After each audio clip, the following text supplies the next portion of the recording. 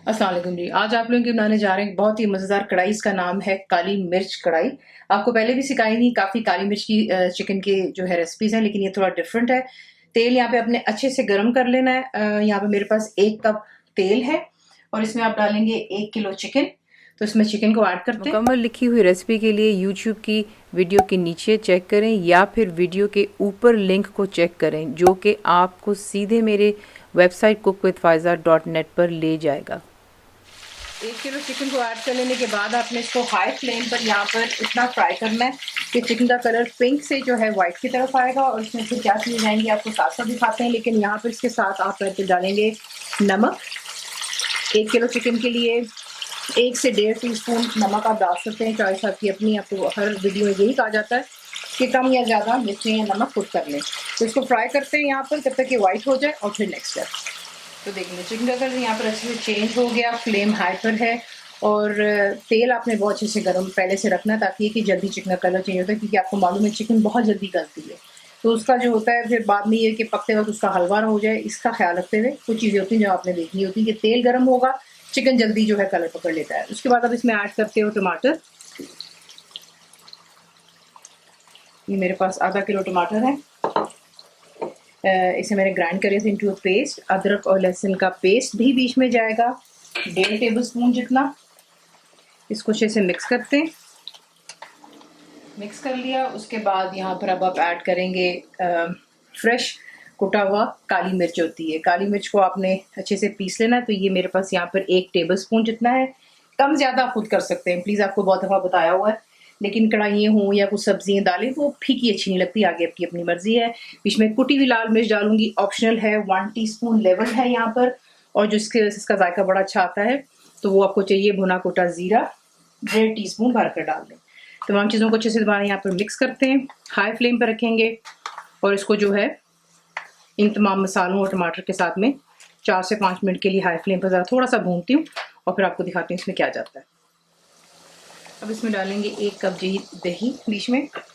ठंडी नहीं होनी चाहिए और आप इसको फेंट कर डालते हैं, ठीक है। अच्छा, यहाँ पर आपको मैं एक टिप देती जाऊँ कि जब भी कोई आप कढ़ाई बना रहे हो या कोई ऐसा सालन जिसमें टमाटर और दही का दोनों का इस्तेमाल है, तो आपका जो सालन होता है या जो भी डिश होती है वो खट्टी हो जाती है। काफ़ी बहनों की पहले भी कंप्लेन थी। तो यहाँ पर आपको आज टिप दे देते हैं, बहुत ही इंपॉर्टेंट, कि अगर आप टमाटर इस्तेमाल कर रहे हैं दही के साथ तो आप जो है दही जो है मीठा इस्तेमाल कीजिएगा, खट्टा वाला मत डालें, ताकि फिर जो है आपका सालन बैलेंस हो जाता है, ठीक है। तो ये मेरे पास जो है खट्टी दही मैंने इस्तेमाल नहीं की, ये जो है ये मीठी वाली दही है। मीठे से मुराद ये नहीं है कि जो आपको फ्रूट या शुगर कोटेड मिलती हैं, योगर्ट नहीं, ये सिंपल दही है। थिक ग्रीक योगर्ट है जो लो फैट होता है। इस तरह का जो या जो बाजार से आपको मिलता है खुला हुआ वो खट्टा होता है, पैकेट वाला लीजिएगा, ये मेरा मतलब है, ठीक है। तो इसको यहाँ पर अच्छे से मिक्स करते हैं, फ्लेम हाई पर रखेंगे। जैसे इसमें जोश आएगा कवर करेंगे और मीडियम पर रख लें, लो टू मीडियम पर रख लें। इतना को करेंगे कि जो चिकन आपकी अच्छे से गल जानी चाहिए और आपको जो है नजर आता है कि तेल या घी में आप इसको बना रहे हैं वो सर्फेस पर आ रहा है। फिर देख लें यहाँ पर तेल सर्फेस पर आने लगा है। अब यहाँ पर आपने इसमें ऐड कर देनी क्रीम,